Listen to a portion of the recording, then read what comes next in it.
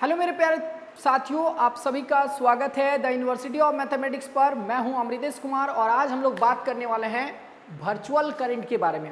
आज हम लोग बेहतरीन तरीके से समझेंगे कि वर्चुअल करंट क्या होता है और इसका डेरिवेशन भी समझेंगे कि वर्चुअल करंट का फॉर्मूला निकल के आता है IV से भी डिनोट करते हैं, IM से डिनोट करते हैं, ठीक है ना। IM से भी डिनोट करते हैं, IV से भी, और इसका फॉर्मूला होता है I0/√2। क्या होता है बोलो? I0/√2। और मैं आप लोगों को समझाऊंगा कि जो आपके घरों में जो करंट आता है कैसे वो करंट जो है 311 वोल्ट का झटका लगा 311 वोल्ट का झटका लगता है। जैसे कि अगर इंडिया के घरों में बात करें तो 220 वोल्ट पर करंट सप्लाई होता है, लेकिन जो हमको शॉक जो लग सकता है तो शॉक लगने 311 वोल्ट तक का भी झटका लग सकता है, क्योंकि ऐसी करंट जो होता है फ्लक्चुएटिंग करता है। तो इसी से आप लोग को समझ में आएगा बहुत बेहतरीन तरीका से कि कैसे जो है 311 वोल्ट तक का झटका लग सकता है, जबकि 220 वोल्ट पर करंट सप्लाई होता है घरों में। देखो तो ध्यान समझते हैं। सबसे पहले बात करते हैं कि वर्चुअल करंट है क्या। तो root mean square value of alternating current यहां लिखना है, रूट मीन स्क्वायर, ठीक है, root mean square value of alternating current, root mean square value of alternating current for complete one cycle, for complete one cycle, root mean square value of alternating current for complete one cycle is called virtual current, ठीक है।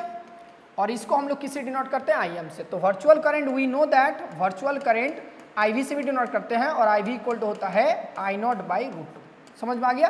तो ये हम लोग आज derivation को देखते हैं, पूरी तरह से बढ़िया समझेंगे। देखो अगर मैं एक सेंटेंस लिखूं राम का किताब, ठीक है, या फिर राम की किताब है ना, राम की किताब, तो अगर हम इसको लिखते हैं इंग्लिश से तो इसको लिखते हैं the book of Ram, book of Ram. हम लोग को ज़्यादा इंग्लिश नहीं समझना है, बस समझने के लिए। देखो तो राम की किताब जब हम हिंदी में पढ़ते हैं तो बोलते हैं राम की किताब, इधर से पढ़ते हैं, बोलो है ना, राम की किताब इधर से। लेकिन जो इंग्लिश वाला वर्ड लिखे हैं देखो बुक ऑफ राम, इसको इधर से अगर देखा जाए तो इसका मीनिंग होगा इधर से, बोला है ना, राम का बुक, राम की किताब, यही ना होगा। तो इंग्लिश वाला इधर से चलता है। मतलब क्या है? बोले सर क्या मतलब इसका? इसका मतलब है बाबू, ऐसे ही नहीं बता रहे। देखो यहां पे बात यह है कि जो दिखा हुआ है रूट मीन स्क्वायर वैल्यू, तो root mean square value of alternating current is called virtual current. तो यहां पे दिख रहा है तो सबसे पहले हमको निकालना है स्क्वायर, फिर उसका निकालना है मीन, फिर निकालना है रूट। समझ में आ गया? क्योंकि इंग्लिश में इधर से चलेगा। आगे बात समझ में? जो हम लोग सॉल्व करेंगे वो इधर से चलेगा। सबसे पहले हम स्क्वायर निकालेंगे अल्टरनेटिंग करंट का, फिर मीन निकालेंगे और फिर क्या निकालेंगे? रूट। तो हमारा निकल जाएगा वर्चुअल करंट, ठीक है। तो देखते हैं। देखो we know that alternating current है ना, we know that alternating current, ठीक है। तो we know that alternating current का जो फॉर्मूला आता है वो आता है I=I0 sin ωt, ठीक है। इसका भी, इस वीडियो का भी लिंक आपको डिस्क्रिप्शन में मिल जाएगा, तो आप वहां से जाके इस डेरिवेशन को भी आप समझ सकते हैं बढ़िया से, ठीक है। तो we know that alternating current ये होता है। अब निकालेंगे square of alternating current. Square समझ में आया ना? सबसे पहले हमको क्या निकालना है था? स्क्वायर निकालना था, याद है ना। उसके बाद क्या निकालना है? स्क्वायर के बाद निकालना मीन, मीन मतलब होता है एवरेज, और उसके बाद निकालना है रूट। समझ में आ गया? चलो तो यहाँ square of alternating current, square of alternating current, इन दोनों का स्क्वायर करो। यहाँ I स्क्वायर, यहाँ पे हो जाएगा I0 के स्क्वायर, और यहाँ होगा साइन, यहाँ लिखेंगे ωt, तो ये भी स्क्वायर होगा। समझ में आ गया? अब हमको निकालेंगे मीन, मतलब mean square of, mean value भी बोल सकते हैं, mean square of alternating current for complete one cycle. समझ में आ गया बच्चा? कंप्लीट वन साइकिल, ठीक है ना। तो जो हमारे पास ये जो स्क्वायर है इसका क्या निकालेंगे? मीन निकालेंगे। किसके लिए? कंप्लीट वन साइकिल के लिए। तो अगर हम मीन का बात करें तो मीन का मतलब क्या होता है? एवरेज होता है। तो मीन का मतलब होता है टोटल करेंट और by total time. Total current by क्या होता है बोलो? Total time. तो जो हमारा करंट, जो AC करंट जो चलता है वो ऐसे चलता है, ऐसे चलता है, ऐसे चलता है। हमारा AC करंट ऐसे चलता है, पहले एक बार पॉजिटिव फेज में चलता है और फिर नेगेटिव फेज में। ये जो ग्राफ दिख रहा है इसी में किसी पार्टिकुलर टाइम का जो करंट होता है, किसी पार्टिकुलर टाइम का, जिसको हम इंस्टेंटेनियस करंट कहते हैं, वो होता है I=I0 sin ωt, मतलब एक छोटे से टाइम। तो छोटे से टाइम का करंट होता है I=I0 sin ωt। मान लो कि dt टाइम का करंट है I0 sin ωt है, तो बताओ जीरो से लेके टी टाइम का करंट क्या होगा। तो बोले सर जीरो से लेके यहाँ से यहाँ तक का टोटल टाइम मान लो टी है, तो जीरो से लेके टी टाइम तक का करंट क्या होता है। तो जीरो से लेके टी टाइम का टोटल करंट जो होगा इसको हम लिखेंगे इंटीग्रेशन जीरो से लेके टी, और यहाँ क्या लिखेंगे बोलो, आई नॉट साइन ओमेगा टी और साथ में आएगा डी टी। ठीक है, तो ये होता है हमारा टोटल करंट। समझ में आ गया। तो हमको क्या निकालना है, इस स्क्वायर का टोटल करंट लिखना है। मीन का मतलब हम यहाँ आई एम लिख दे रहे हैं। समझ में आ गया। चलो अब यहाँ देखो टोटल करंट, इसका टोटल करंट निकाल। तो टोटल करंट मतलब इंटीग्रेशन जीरो से लेके टी। समझ में आ गया। इसका इंटीग्रेशन मतलब यहाँ होगा आई नॉट का square sine square omega T और इंटू क्या होगा बोलो डी टी, और बाई क्या लिखेंगे बोलो टी लिखेंगे। समझ में आ गया। बस इसको इंटीग्रेशन कर दो, खेला खत्म। यहाँ पे क्या करेंगे, इंटीग्रेशन में कांस्टेंट टर्म को बाहर निकालेंगे, आई नॉट को बाहर निकालेंगे, तो आई नॉट स्क्वायर बाई क्या होगा बोलो टी होगा, साइन स्क्वायर ओमेगा टी और इंटू क्या होगा बोलो डी टी होगा। तो यहाँ हम लिखेंगे, देखो एक चीज़ और, यहाँ पे स्क्वायर था, ध्यान देना, यहाँ स्क्वायर है तो यहाँ भी स्क्वायर।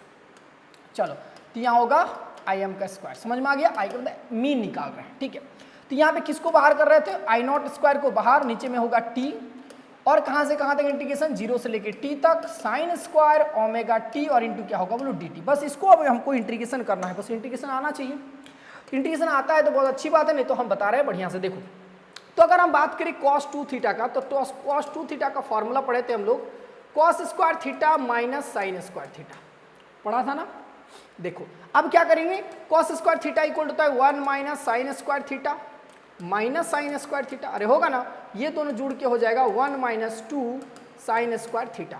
अब ये 2 थीटा इधर भेज दो, मतलब ये कॉस 2 थीटा का फॉर्मूला आया, इसको टर्म को इधर भेज दे तो होगा 2 साइन स्क्वायर थीटा और इक्वल टू होगा 1 माइनस कॉस 2 थीटा। समझ में आ गया। अब देखो कॉस्ट, देखो समझ में आ गया। अब देखो यहाँ से तो हम यहाँ लिखेंगे, यहाँ sine square theta equal to हो जाएगा 1 माइनस कॉस 2 थीटा और बाय होगा 2। अब क्या करना है कि थीटा की जगह ओमेगा टी पुट करना है। थीटा की जगह क्या पुट करना है, ओमेगा टी।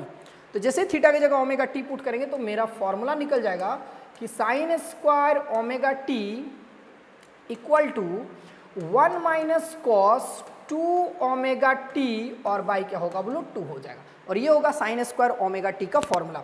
बस हम यहाँ पे पुट कर देंगे बच्चा। देखो यहाँ लिखेंगे आई नॉट के स्क्वायर और बाई लिखेंगे टी। समझ में आ गया। यहाँ पे क्या करेंगे, यहाँ लिखेंगे इंटीग्रेशन जीरो से लेके T, sign square omega T की जगह ये फॉर्मूला लिखेंगे तो 1 माइनस कॉस 2 ओमेगा टी और बाई लिखेंगे 2 और इंटू क्या लिखेंगे बोलो डी टी। अब ये 2 को यहाँ बाहर निकाल देंगे तो यहाँ होगा आई नॉट स्क्वायर और बाई क्या होगा बोलो 2 टी। ठीक है ना। ओके, यहाँ करेंगे इंटीग्रेशन जीरो से लेके T 1 minus cos 2 omega T और इंटू क्या होगा बोलो डी टी। चाहे तो हम इसको अलग अलग इंटीग्रेशन कर सकते हैं, तो हम यहाँ कलर चेंज करके आपको अलग अलग करके बताते हैं। ठीक है ना। यहाँ था आई एम का स्क्वायर, चलो तो यहाँ आई एम का स्क्वायर इक्वल टू, यहाँ क्या करेंगे आई नॉट के स्क्वायर बाय होगा 2t। यहाँ करो इंटीग्रेशन पहले इसका, तो इंटीग्रेशन जीरो से लेके टी और यहाँ 1 और into D T minus integration zero से लेके टी, इंटीग्रेशन तो आता है ना। चलो यहाँ लिखेंगे कॉस 2 ओमेगा टी और इंटू क्या होगा बोलो डी टी। ठीक है ना। अब देखो फटाफट बता देते हैं, इसका इंटीग्रेशन टी होता है, इसका इंटीग्रेशन क्या होता है, इसका इंटीग्रेशन होता है साइन, मतलब साइन। देखो घर सुनो, हम लिख देते हैं, टेंशन नहीं लेना। देखो इंटीग्रेशन कॉस 2 ओमेगा टी और इंटू डी टी का जो फॉर्मूला होता है साइन 2 ओमेगा टी और बाई 2 ओमेगा। समझ में आ गया ना, क्या होता है बोलो 2 ओमेगा। ये होता है इंटीग्रेशन का फॉर्मूला। मैथमेटिक्स पढ़े होंगे तो आपको जानकारी होगा, नहीं तो हम लिख दिए हैं। ठीक है, तो यहाँ करो I M equal to I naught का स्क्वायर बाय होगा 2t। यहाँ क्या करना है, यहाँ पे जगह इसका इंटीग्रेशन हो जाएगा t, 1 का इंटीग्रेशन t होता है तो यहाँ लिखेंगे t, कहाँ से कहाँ तक होगा, जीरो से लेके t तक होगा। समझ में आ गया ना, small T, sorry small T, इसका इंटीग्रेशन होगा स्मॉल टी। क्लियर है। लिख दे कहीं पे, हम यहाँ पे लिख दे रहे हैं। अगर ये भी नहीं पता है तो हम ये भी लिख देते हैं, टेंशन लेने की कोई बात नहीं है। तो 1 इंटू डी टी का, ये 1 है बच्चा, है ना, 1 इंटू डी टी का जो इंटीग्रेशन होता है t होता है। क्लियर है, क्या होता है बोलो t। तो हम यहाँ t लिखें, लिमिट था जीरो से लेकर t, तो जीरो से लेकर t लिखें।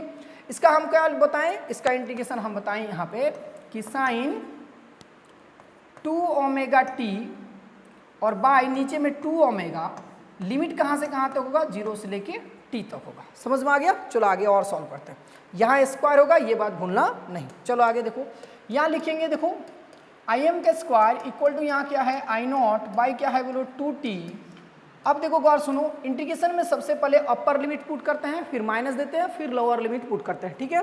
तो यहाँ सबसे पहले अपर लिमिट पुट करेंगे तो t, फिर लोअर लिमिट माइनस देंगे, फिर लोअर लिमिट पुट करेंगे, तो इसका आंसर होगा यहाँ पे t माइनस 0। समझ में आ गया। अब आगे बचा हुआ है और भी, देखो यहाँ पे माइनस है तो माइनस देंगे, ठीक है ना। एक बार लिख लेते हैं समझने के लिए। यहाँ था साइन 2 ओमेगा t और बाई नीचे में 2 ओमेगा, यहाँ 0 से लेके t था, यही ना था, एक बार देख लो, हाँ यही था, ठीक है।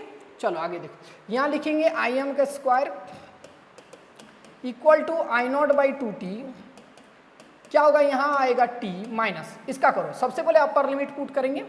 तो देखो ओमेगा का भी फॉर्मूला होता है, ओमेगा का फॉर्मूला होता है 2 पाई बाई टी होता है, तो 2 पाई बाई टी हम लोग पुट करेंगे ओमेगा की जगह, ठीक है ना। चलो तो देखो हम यहाँ पुट कर रहे हैं, अपर लिमिट सबसे पहले फिर माइनस देना है, ठीक है। तो यहाँ लिखेंगे साइन 2 ओमेगा, ओमेगा की जगह हम लिखते हैं 2 पाई, ओमेगा की जगह लिखते हैं 2 पाई बाई टी लिखते हैं, ठीक है। और ये टी इसके जगह पे आ जाएगा, आएगा ना कैपिटल टी, ओके। और बाई लिखेंगे, यहाँ भी पुट करना चाहो तो कर दो, हम नहीं करना चाहते तो नहीं करेंगे, समझ में आ गया। फिर माइनस दे, सिर्फ ऊपर में पुट किया, ठीक है ना, फिर माइनस होता है। क्या बोले सबसे पहले अपर लिमिट, तो अपर लिमिट पुट किए, फिर माइनस देना तो माइनस दे देना, फिर लोअर लिमिट पुट कर, जैसे ही आज लोअर लिमिट पुट करेंगे तो ये पूरा टर्म 0 हो जाएगा, मतलब साइन 0 डिग्री हो जाएगा, और बाई क्या होगा बोलो 2 ओमेगा होगा। समझ में आ गया, ओके। ये ब्रैकेट यहाँ भी बंद कर सकता है ऐसे। चलो आगे देखो, नेक्स्ट देखो, यहाँ होगा आई एम के स्क्वायर इक्वल टू क्या होगा आई नॉट और बाई हो गया 2t, यहाँ आया मेरे पास t, और ये देखो यहाँ से t से t कैंसिल होगा और यहाँ हो जाएगा साइन 4 पाई, और साइन 4 पाई का वैल्यू 0 होता है, साइन 4 पाई। तो साइन 4 पाई का वैल्यू क्या होता है बोलो 0 होता है। तो जैसे ही यह साइन 4 पाई का वैल्यू 0, तो ये हो गया 0, माइनस साइन 0 डिग्री का वैल्यू 0 होता है, तो ये भी हो गया 0, तो ये पूरा टर्म 0 आ गया।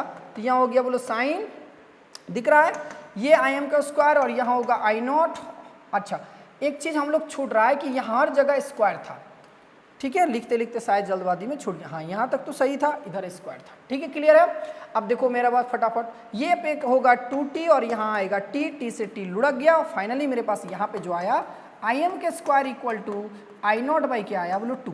यहाँ तक हम लोग को क्या निकला, तो यहाँ तक निकला जो ये हम सॉल्व किए, ये सॉल्व करके हम क्या निकालेंगे, मीन स्क्वायर निकालें for complete one cycle. Complete one cycle के लिए मीन स्क्वायर निकाल चुके, अब हमको क्या निकालना है, रूट।